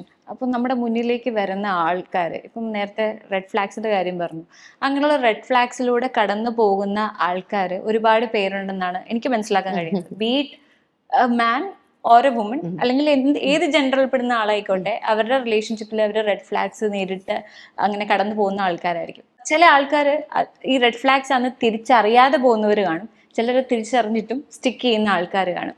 അങ്ങനെയുള്ള ആൾക്കാരോട് സാധാരണ ഏത് രീതിയിലാണ് അവരോട് എന്ത് അഡ്വൈസ് ആണ് അവർക്ക് കൊടുക്കാറ്? എൻ്റെ മുമ്പ് വരുവാണെങ്കിൽ കൗൺസിലിങ് ഇപ്പം അങ്ങനെയൊക്കെ ആയിട്ടായിരിക്കും വരിക. അവരത് തിരിച്ചറിഞ്ഞിട്ട് വരുന്നവരായിരിക്കും. അവർക്ക് ഊരി പോകാൻ പറ്റുന്നുണ്ടാവില്ല, പക്ഷെ തിരിച്ചറിഞ്ഞിട്ട് വരുന്നവരായിരിക്കും. അവരെ എളുപ്പമാണ്. ഈ തിരിച്ചറിയാത്ത മനുഷ്യരുണ്ടാവും, അവരിതിനകത്ത് സ്റ്റിക്ക് ഓൺ ചെയ്തിട്ട് അവരിത്, ഞാൻ വളരെ ചെറിയൊരു ഇൻസിഡന്റ് പറയാം. ഞാൻ ഒരു ദിവസം കാർ ഓടിച്ചു പോയായിരുന്നു. കാർ ഓടിച്ചു പോയപ്പം ഒരു പയ്യനും ഒരു ഗേളും വഴിയിൽ നിൽക്കാം, നട്ടുച്ച വെയിലത്തായിട്ടോ. അപ്പൊ എൻ്റെ സിസ്റ്ററും ഉണ്ട്, ഞാനും ഉണ്ട്. ഞങ്ങൾ 2 ലേഡീസാണ്. ഞങ്ങൾ കാക്കനാട് വെച്ചിട്ടാണ്. അപ്പൊ ഞങ്ങളിങ്ങനെ പോകുന്ന വഴിക്ക് പെട്ടെന്ന് ഇവരിങ്ങനെ കൈ കാണിച്ചു, ഈ പയ്യൻ കൈ കാണിച്ചു. അപ്പൊ ഞങ്ങൾ പെട്ടെന്ന് വണ്ടി വിട്ടുപോയി. കാരണം പെട്ടെന്ന് ഒരാൾ കയറി പെട്ടെന്ന് മുന്നിലോട്ടൊക്കെ, അവന്റെ ബിഹേവിയർ ഒക്കെ അങ്ങനെയാണ്, അവന്റെ ബോഡി ലാംഗ്വേജ് ഒക്കെ അത്ര കറക്റ്റ് അല്ലായിരുന്നു. അപ്പം നമുക്ക് നോക്കുമ്പോൾ അറിയാമല്ലോ. അപ്പം നമ്മൾ പെട്ടെന്ന് വണ്ടി വിട്ടുപോയി. അപ്പൊ പെട്ടെന്നാണ് ഞങ്ങളിങ്ങനെ സൈഡിലേക്ക് നോക്കുമ്പോൾ ഈ പെൺകുട്ടിയുടെ ഈ സൈഡ് മുഴുവനും റെഡിഷ് ആയിട്ട് കിടക്കാം. അതായത് അയ്യൊക്കെ ഇങ്ങനെ പോപ്പപ്പ് ചെയ്ത് നിൽക്കുക, അങ്ങനെ ഇതായിട്ട് നിൽക്കുകയാണ്. പക്ഷെ ഇവർ തമ്മിൽ കലഹിച്ചുകൊണ്ട് നിൽക്കുക. അപ്പം ഞങ്ങളിങ്ങനെ പോകുന്ന മിററിൽ കൂടി ഞാനിങ്ങനെ കാണുകയാണ്, ഇവർ തമ്മിൽ കലഹിച്ചുകൊണ്ട് നിൽക്കുക. അപ്പോഴും പെട്ടെന്ന് ഞാൻ റിവേഴ്സ് എടുത്തു. കാരണം ആ കുട്ടി ആ സാഹചര്യത്തിൽ പെട്ട് നിൽക്കാൻ പാടില്ല എന്ന് എനിക്ക് തോന്നിയിട്ട്, ബിക്കോസ് നമ്മളും സ്ത്രീകളാണല്ലോ. ഞാൻ റിവേഴ്സ് എടുത്തിട്ട് എന്തോ ആവട്ടെ എന്ന് കണ്ടിട്ട് ഞാൻ പറഞ്ഞു ശരി നിങ്ങൾക്ക് എവിടെ പോകണ്ടേ എന്ന് ചോദിച്ചു. അപ്പൊ പെട്ടെന്ന് ഇവൻ പറഞ്ഞു, ഇവന് ബോധമില്ല കേട്ടോ, ഇവന് നല്ല കണ്ണൊക്കെ റെഡായിട്ടായിരുന്നു ഇരിക്കുന്നത്, നട്ടുച്ച വെയിലത്താണ്, പക്ഷെ സ്റ്റിൽ ഇവൻ എന്തോ ഡ്രഗിന്റെയോ എന്തിന്റെയോ ഒരു ഇതിലാണ് നിൽക്കുന്നത്. എവിടെയാ പോകേണ്ടതെന്ന് ചോദിച്ചപ്പോൾ ഇവൻ കയറാൻ വേണ്ടി റെഡി ആയിട്ട് ഇരിക്കുക. അത് ഞങ്ങൾക്ക് ഹോസ്പിറ്റലിൽ വരെ പോകണമെന്ന് പറഞ്ഞു. പക്ഷേ വിത്തിൻ സെക്കൻഡ്സ് ഈ പെൺകുട്ടി ഇവന്റെ കയ്യെ പിടിച്ചു. കാരണം ഞങ്ങളുടെ ഫേസിൽ എല്ലാം മാറിയിരിക്കുക. ഞങ്ങളെ കണ്ടാൽ തന്നെ അറിയാം എന്തോ ഒറ്റമന്തി വന്നവരെ പോലെ ലുക്ക് ഉണ്ട്. ബിക്കോസ് ഞങ്ങൾ തന്നെ അത്രയും അവസ്ഥയിൽ ആ പെൺകുട്ടിയെ കണ്ടപ്പോൾ നമുക്ക് തന്നെ മൂവ് ചെയ്ത് പോകാൻ തോന്നിയില്ല. അപ്പൊ ഈ പെൺകുട്ടിയെ പിടിച്ചില്ല, ഞാൻ ഒരിടത്തും പോകാനില്ല, പൊയ്ക്കോ എന്ന് പറഞ്ഞിട്ട് ഇവള് ഷോൾ ഉണ്ട്, അപ്പൊ ഷോൾ വെച്ചിട്ട് ഇങ്ങനെ ജസ്റ്റ് മുടിയൊക്കെ ഇങ്ങനെ മാറ്റി വെച്ചിട്ട് ഇങ്ങനെ നിൽക്കുക. ബിക്കോസ് ഞങ്ങൾ പോയി തരാൻ വേണ്ടി. ഇവിടെ ആ പെൺകുട്ടിയാണ് അവനെ ഹൈഡ് ചെയ്യുന്നത്, അവനെ പ്രൊട്ടക്ട് ചെയ്യുന്നത് ആ പെൺകുട്ടിയാണ്. അവൻ ഇടിച്ചിട്ട് തന്നെയാണ് ആ പെൺകുട്ടി അവിടെ നിൽക്കുന്നത്, അത് ഉറപ്പാണ്. അല്ലെങ്കിൽ അവൾക്ക് എന്താണ്, കൈ കാണിച്ചതാണ്, വണ്ടിയിൽ കയറാൻ വേണ്ടി ലിഫ്റ്റ് ചോദിച്ചതാണ്. എന്നിട്ട് നമ്മൾ ഇങ്ങോട്ടേക്ക് വന്ന് ഇങ്ങനെ ചോദിച്ച അവസരത്തിൽ അവൾക്കത് പറ്റുന്നില്ല. സോ ഇങ്ങനെ ചിലര് ഇമോഷണൽ ബാഗേജുമായിട്ട് ആ ട്രോമയിൽ അവർ നേരത്തെ അനുഭവിച്ച ഇത്, അല്ലെങ്കിൽ എന്താ പറയാ, ആ ഒരു സ്ലേവറി, ആ സ്ലേവ് എന്നുള്ള ഇതിനെ ഉള്ളില് ഓക്കെയാണ് അവർക്ക് രക്ഷപ്പെടണമെന്നുണ്ട്. പക്ഷെ സ്റ്റിൽ അവനോടുള്ള സ്നേഹം, അവൻ കാണിക്കുന്ന സ്നേഹം, അവള് കാണിക്കുന്ന സ്നേഹം, ഇങ്ങനെ തന്നെ പെണ്ണുങ്ങളും ഉണ്ട് കേട്ടോ. ഇതേ സാധനം തന്നെ പെണ്ണുങ്ങളിലും ഉണ്ട്. വീഡിയോസ് കാണുവാണെന്നുണ്ടെങ്കിൽ നമുക്ക് കിട്ടുന്ന വേറൊരു ഐഡിയ എന്ന് പറഞ്ഞാൽ മൂവീസിന്റെ ടെക്നിക്കൽ സൈഡിനെയും ഒരുപാട് കവർ ചെയ്യുന്ന കാണാറുണ്ട്. അതുപോലെ ക്രിക്കറ്റിനെ പറ്റി ഒരുപാട് സംസാരിക്കുന്നത് കാണാറുണ്ട്. ഒരു ക്രിക്കറ്റ് ലവറാണോ അല്ലെങ്കിൽ ഒരു സ്പോർട്സ് ലവറാണോ? ഞാൻ സ്പോർട്സ് ലവറാണ്, ക്രിക്കറ്റ് ലവറാണ്. പക്ഷേ ഞാനൊരു ക്രിക്കറ്റ് ഭ്രാന്തമായി സ്നേഹിക്കുന്ന ആളൊന്നും അല്ലായിരുന്നു. പക്ഷെ എൻ്റെ ഹസ്ബൻഡ് ഒരു രക്ഷയില്ല, വല്ലാതെ. അതായത് പുള്ളിക്ക് ഒന്നും സാധിച്ചില്ലെങ്കിൽ ക്രിക്ക് ബസ് എടുത്തിട്ട് ഫുള്ള് ക്രിക്കറ്റ് കളി, ഈ ക്രിക്ക് ബസ് എന്ന് പറഞ്ഞൊരു ആപ്പ് ഉണ്ട്, ആ ക്രിക്ക് ബസ് ആപ്പിൽ ഇങ്ങനെ വരും, അതിന്റെ ഇങ്ങനെ എഴുതി വരും, അത് വായിച്ചിട്ട് ക്രിക്കറ്റ് കാണുന്ന ആളാണ് പുള്ളി. അതായത് വിഷ്വൽസ് ഒന്നും വേണ്ട, അത്രയും ക്രിക്കറ്റിനോട് പ്രാന്തമുള്ള ഒരാളാണ്. അപ്പോൾ എനിക്ക് ക്രിക്കറ്റ് കാണാന്ന് പറഞ്ഞാൽ നോർമലി ക്രിക്കറ്റ് കാണാം. അപ്പൊ എനിക്ക് റൂൾസ് ഒക്കെ അറിയാൻ ഇഷ്ടമാണ്. അപ്പൊ ഞാൻ റൂൾസ് ഒക്കെ ഇങ്ങനെ ചോദിച്ച് അത് അങ്ങനെയാണെന്ന് ഇവൻ ഞാൻ ചോദിച്ചില്ലെങ്കിലും പുള്ളി തന്നെ പറയും. അങ്ങനെയാണ് ക്രിക്കറ്റ് ഞങ്ങളുടെ വീഡിയോസിലേക്ക് ഇൻക്ലൂഡഡ് ആയത്. കാരണം പുള്ളി തന്നെ ഇരുത്തൂല, നമുക്കിത് ചെയ്യാം ഇത് ചെയ്യാന്ന് പറഞ്ഞിട്ട് വരും. മൂവീസ് ഞങ്ങളുടെ രണ്ടുപേരുടെ ഇഷ്ടപ്പെട്ട സ്ഥലമാണ് മൂവീസ്. പുള്ളി ഹോങ്കോങ്ങിലായിരുന്നു എൻ്റെ ഹസ്ബൻഡ്. പിന്നെ കാനഡയില് മൂവിയുടെ കോഴ്സുകളൊക്കെ ചെയ്ത് അങ്ങനെ പുള്ളിക്ക് ടെക്നിക്കലി ഭയങ്കര അറിവുള്ള ഒരു മനുഷ്യനാണ്.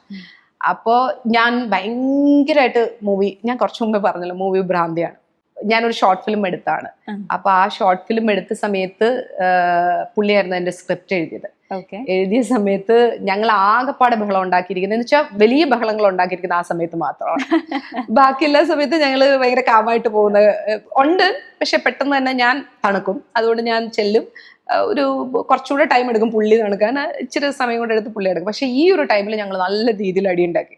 ബിക്കോസ് എനിക്ക് ഇഷ്ടപ്പെട്ട രീതിയിൽ ആ സ്ക്രിപ്റ്റ് വരാൻ വേണ്ടി ഞാൻ ഇങ്ങനെ പറഞ്ഞുകൊണ്ടേയിരുന്നു. അങ്ങനെ പുള്ളി എഴുതും, വീണ്ടും എഴുതും. ഒരാൾക്ക് വേണ്ടി ഇന്നേ വരെ സ്ക്രിപ്റ്റ് തിരുത്തുന്നത് ഞാൻ കണ്ടിട്ടില്ല. പക്ഷെ എനിക്ക് വേണ്ടി അത് തിരുത്തി, അതിന് ഫലം ഉണ്ടായി. എനിവേസ്, അപ്പൊ ഞാനൊരു ഷോർട്ട് ഫിലിം കണ്ടിരുന്നു, ലില്ലി എന്ന് പറയുന്ന. അതിനെ കുറിച്ച് തന്നെ, അതെന്റെ ഫസ്റ്റ് ഡെബ്യൂ ഷോർട്ട് ഫിലിമാണ്. ഞാൻ പിന്നെ വേറൊന്നും ഡയറക്ട് ചെയ്തിട്ടില്ല. അതിന് ബെസ്റ്റ് ഡയറക്ടർ അവാർഡ് കിട്ടി. ഞാൻ തന്നെയാണ് അതിനകത്ത് അഭിനയിച്ച്. ബെസ്റ്റ് ആക്ട്രസ് അവാർഡ് കിട്ടി.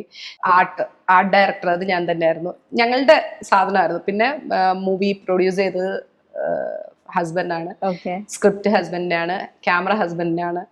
അങ്ങനെ ഞങ്ങൾ രണ്ടുപേരും കൂടെ ചേർന്നിട്ടുള്ള ഇതാണ്. ഏതായാലും ബാക്കി 5 സ്റ്റേറ്റ് അവാർഡ് ഞങ്ങള് വീട്ടിൽ കൊണ്ടുവന്ന് വെച്ചു. പിന്നെ എനിക്ക് എഴുതണം എന്നുണ്ട്. ഞാനിങ്ങനെ വർക്കിലാണ്. ഒരു സബ്ജക്ട് കിട്ടി, കുറച്ച് എഴുതി കഴിയുമ്പോൾ തോന്നും വേറെണ്ണം കൂടെ എഴുതിയാലോ. അപ്പൊ അത് അവിടെ മാറ്റി വെച്ചിട്ട് അടുത്തതിലേക്ക് വരും. എന്താണേലും ഉടനെ ഉണ്ടാവും ഒരു സ്ക്രിപ്റ്റ് മൂവി. ഓക്കെ, അപ്പൊ ഇതിൽ ഏതാണ് ഏറ്റവും എൻജോയ് ചെയ്യുന്നത്? ഡയറക്ഷൻ ഉണ്ട്, ആക്ടിങ് ഉണ്ട്, കോണ്ടന്റ് ക്രിയേഷൻ. ഞാൻ ഏറ്റവും ഇഷ്ടപ്പെടുന്നത് ഡയറക്ഷനാണ്. പിന്നെ കോണ്ടന്റ് ക്രിയേഷൻ അതെനിക്ക് ഇഷ്ടമാണ്, കുഴപ്പമില്ല. ബിക്കോസ് എനിക്ക് പറയാൻ പറ്റുന്നുണ്ടല്ലോ. നമ്മളിങ്ങനെ ഒരു തെറ്റിനെ ചൂണ്ടിക്കാണിക്കാനൊക്കെ പറ്റുക എന്ന് പറയുന്നത് അതൊരു നല്ല കാര്യമായിട്ടാണ് എനിക്ക് ഫീൽ ചെയ്യുന്നത്. ക്രിക്കറ്റ് ഇഷ്ടമാണ്. ഓൾമോസ്റ്റ് എല്ലാം ഇഷ്ടമുള്ളതേ ഞാൻ ചെയ്യാറുള്ളൂ. ഭയങ്കര മടിച്ചാണ് ഞാൻ, അതുകൊണ്ട് വേറെ ഇഷ്ടമില്ലാത്ത ഒന്നും ഞാൻ ചെയ്യൂല. ഏതെങ്കിലും ഒരു കാര്യത്തെ പറ്റി സംസാരിച്ചിട്ട് അത് വേണ്ടിയിരുന്നില്ല എന്ന് തോന്നിയ മൊമെന്റ് ഉണ്ടായിട്ടുണ്ടോ? ഞാൻ പറയുന്നത് സോഷ്യൽ ഇഷ്യൂസിനെ പറ്റിയാണ്. ഇന്ന വരെ ഇല്ല. ഈ നിമിഷം വരെ ഞാൻ ചെയ്ത ഒരു കാര്യത്തെക്കുറിച്ചും എനിക്ക് റിഗ്രറ്റ് ഇല്ല. അതായത് ഞാൻ ചെയ്ത വീഡിയോസിനെ കുറിച്ച് എല്ലാം കറക്റ്റ് ആയിട്ട് തന്നെ, കാരണം ഞാൻ അത്രയും നോക്കും അതിനെക്കുറിച്ച്. പിന്നെ ഇതിന്റെ 2 ഭാഗങ്ങൾ എല്ലായിടത്തും ഉണ്ടെന്ന് എനിക്കും അറിയാം. ജുവൽ വേറൊരു അഭിപ്രായം ഉള്ള ആളാണെന്ന് എനിക്ക് വ്യക്തമായിട്ട് അറിയാം. പക്ഷെ എന്റെ അഭിപ്രായമാണ് ഞാൻ പറയുന്നത്. ഞാൻ അഭിപ്രായമേ പറയുള്ളൂ. ഞാൻ ഇതിന് വിധി എഴുതുന്ന ആളല്ല, ഞാൻ കോടതിയല്ല. അത് ആ കോടതി ആകാൻ പലരും ശ്രമിക്കുമ്പോഴാണ് ഞാൻ പറഞ്ഞിട്ടുള്ളത്, ലൈക്ക് കോടതി ആവാതെ നിങ്ങൾ അഭിപ്രായം പറഞ്ഞാൽ കുഴപ്പമില്ല. സോഷ്യൽ മീഡിയയിൽ കോണ്ടന്റ് ചെയ്യുമ്പോൾ എനിക്ക് തോന്നുന്നു വളരെയധികം ശ്രദ്ധിക്കേണ്ടിയിരിക്കുന്നു. എല്ലാ ആസ്പെക്റ്റും ചിന്തിച്ചിട്ട് മാത്രമേ നമുക്ക് ഒരു കാര്യം ഡെലിവർ ചെയ്യാൻ പറ്റുള്ളൂ. പാർട്ട്ണറിന്റെ കാര്യം പറഞ്ഞപ്പോൾ ഞാൻ ശ്രദ്ധിച്ചൊരു കാര്യം, നിങ്ങളുടെ ടേസ്റ്റുകൾ ഏകദേശം ഒരേപോലെയാണ്, അല്ലെങ്കിൽ അങ്ങോട്ടും ഇങ്ങോട്ടും സപ്പോർട്ട് ഒരേപോലെയാണെന്ന് അറിയില്ല, പക്ഷെ അത് വീട്ടിൽ വന്നാൽ മനസ്സിലാവും ഒരേപോലെ അല്ലെന്ന്.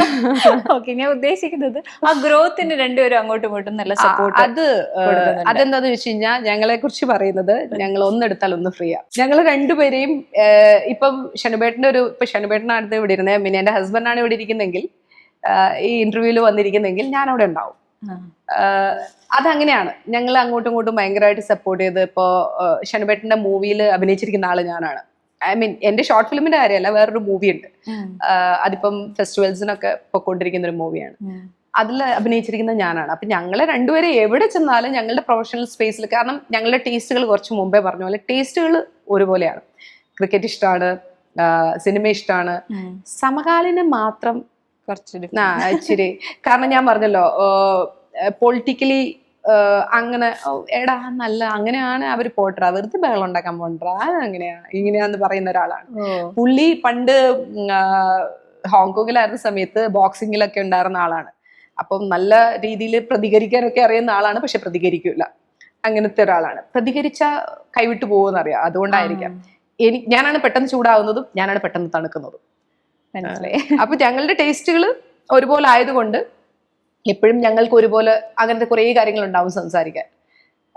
ഞങ്ങൾ രാവിലെ എണീക്കുമ്പം തൊട്ട് വൈകുന്നേരം കിടക്കുന്നിടം വരെ ഞങ്ങൾക്ക് സംസാരിക്കുന്ന കാര്യങ്ങളിലൊന്നും ഞങ്ങൾക്ക് ഇഷ്ടമില്ലാത്ത കാര്യങ്ങൾ സംസാരിക്കാറില്ല. ഇപ്പം ഒരുപാട് റിലേഷൻഷിപ്സ് അല്ലെങ്കിൽ റിലേഷൻഷിപ്പിലായിട്ടിരിക്കുന്ന ആൾക്കാരെ, കപ്പിൾസും ഒക്കെ ആയിട്ട് ഡീൽ ചെയ്യുന്ന ആളാണ്. അപ്പോൾ റൈറ്റ് പാർട്ട്ണർ എന്ന് പറയുന്ന കോൺസെപ്റ്റ് ഒരുപാട് ഗ്ലോറിഫൈഡ് ആവുന്നു, അങ്ങനെ തോന്നിയിട്ടുണ്ടോ എപ്പോഴെങ്കിലും?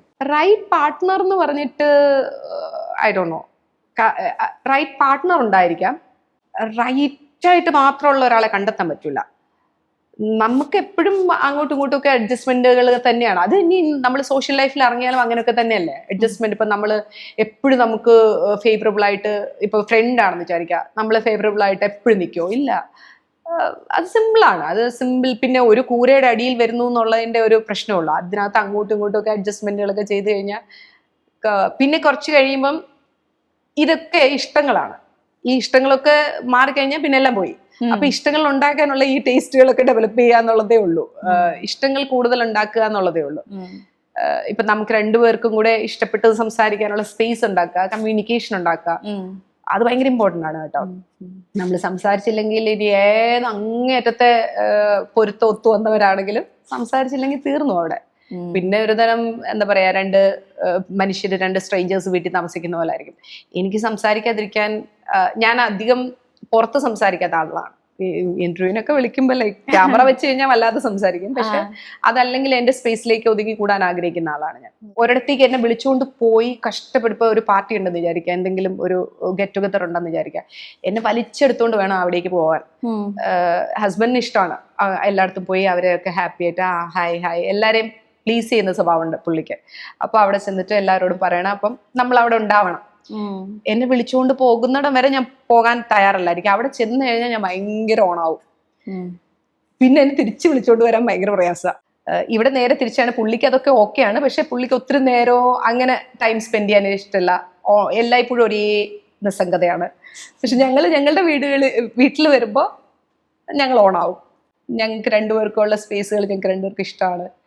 ഞങ്ങൾക്ക് വേറെ പുറത്തുനിന്ന് വരുന്ന ആൾക്കാരെക്കാളും ഞങ്ങൾ കൂടുതൽ എൻജോയ് ചെയ്യുന്നത് ഞങ്ങളുടെ സ്പേസുകളിൽ ഇരുന്നുകൊണ്ടാണ്. ഇതൊന്നും ആർക്കും എല്ലാവർക്കും കിട്ടണമെന്നില്ല. ഇതൊക്കെ ഞങ്ങളും ഡെവലപ്പ് ചെയ്തെടുത്താണ് കേട്ടോ. ഇതൊക്കെ ആദ്യമേ തന്നെ എല്ലാം തികഞ്ഞു വരുമെന്നല്ല. കാരണം രണ്ടുപേരും വ്യത്യസ്ത സാഹചര്യങ്ങളിൽ വളരെ കാലം ജീവിച്ച മനുഷ്യര് ഒരുമിച്ച് വരുമ്പോഴുണ്ടാകുന്ന ബുദ്ധിമുട്ടുകളെല്ലാം ഞങ്ങളുടെ ലൈഫിലും ഉണ്ടായിരുന്നു. പിന്നെ ഇതെല്ലാം പതിയെ നൂലൊക്കെ നിവർത്തി വരുന്നത് പോലെ നിവർത്തിയെടുത്തതാണ്. ഞാൻ മറ്റൊരാളുടെ ലൈഫിലേക്ക് വരുമ്പോൾ അയാളുടെ ആ സ്പേസിനെ ഞാൻ അംഗീകരിച്ച് പറ്റുള്ളൂ. അയാളുടെ ഒരിക്കലേക്ക് ഞാൻ എൻ്റെ അമ്മമ്മോളും അച്ഛമ്മോളും ഇറക്കി വെക്കുന്നതിന് പകരം അയാളുടെ സ്പേസും കൂടെ ഓക്കെ, ഞാൻ ഇനി ഒരു ഡിഫറെന്റ് ലൈഫ് തുടങ്ങാൻ പോവാണ്. അതിപ്പോ ഫ്രണ്ട്ഷിപ്പിലാണെങ്കിലും അങ്ങനെയൊക്കെ തന്നെയാണ്. നമ്മളുടെ എല്ലാ വൃത്തികേടുകളും കൊണ്ട് കാണിക്കുന്ന സ്ഥലമായിരിക്കത്തില്ലല്ലോ അത്. ഇനി കാണിച്ചാൽ തന്നെ നമുക്ക് അത്രയും കാലഘട്ടത്തിലേക്ക് ഉള്ളായിരിക്കും ആ ഫ്രണ്ട്ഷിപ്പ്. അതിന്റെ മൂർധന്യാവസ്ഥയിൽ എത്തുമ്പോൾ അവരിട്ടിട്ട് പോകും. ഇതേ തന്നെയാണ് എല്ലാ കാര്യത്തിലും. അതേപോലെ നേരെ തിരിച്ചു എന്റെ ഓപ്പോസിറ്റ് നിൽക്കുന്ന എന്റെ പാർട്ട്ണറും അങ്ങനെ തന്നെ ചിന്തിച്ചാൽ ഇതൊക്കെ ഞാൻ ഈ പറയുന്നതൊക്കെ എന്റെ ലൈഫിൽ നിന്ന് ഞാൻ പല റിലേഷൻഷിപ്പിലും വന്ന സമയത്ത് ഞാൻ അണ്ടർഗോ ചെയ്തിട്ടുണ്ട്. എന്റെ ഓപ്പോസിറ്റ് നിൽക്കുന്ന ആളും അണ്ടർഗോ ചെയ്തിട്ടുണ്ടാവും. പക്ഷെ നമ്മൾ പഠിക്കും അല്ലെ, എക്സ്പീരിയൻസസ് ആണല്ലോ നമ്മള്. അല്ലെങ്കിൽ നമുക്ക് എക്സാമ്പിൾസ് മാത്രമേ ഉള്ളൂ. നമ്മളത് പഠിച്ചിട്ടില്ല എങ്കിൽ സിംപ്ലി നമ്മളത് ലീവ് ചെയ്യാണ്. ഒരിടത്ത് സംഭവിച്ചു, അടുത്തടുത്തും വന്ന് അത് തന്നെ കാണിക്കാൻ അല്ല. ഇവിടെ എന്താണ് സംഭവിച്ചത്, ഇവിടെ എനിക്ക് പ്രോബ്ലം ആയിരുന്നു, അല്ലെങ്കിൽ അയാൾക്ക് പ്രോബ്ലം ആയിരുന്നു, അയാളുടെ ആ പ്രോബ്ലം എങ്ങനെയാണ് എൻ്റെ ലൈഫിൽ എത്തിയതെന്നൊക്കെ നമ്മൾ ചിന്തിച്ചു കഴിഞ്ഞാൽ അടുത്ത റിലേഷൻഷിപ്പിൽ വരുമ്പോൾ ഓക്കെ ഫൈൻ, അത് വേണ്ട ഇവിടെ. അല്ല, അയാൾ മാറാൻ തുടങ്ങുമ്പോഴും നമുക്ക് അയാളെ തടയാം. ഇതല്ല വർക്ക് ആവുക. അങ്ങനൊരു കമ്മ്യൂണിക്കേഷൻ ഉണ്ടാകണം, അതിനിഷ്ടം ഉണ്ടായിരിക്കണം. സ്നേഹമൊക്കെ ഭയങ്കര ഭയങ്കര താമസിച്ച് ഡെവലപ്പ് ചെയ്യുന്ന സാധനമാണ്. ഇഷ്ടമാണ് ആദ്യം ഉണ്ടാവേണ്ടത്. It was really nice talking with you. നല്ല കോൺവെർസേഷൻ ആയിരുന്നു. Thank you so much for spending time with us. Okay, thank you. Thank you.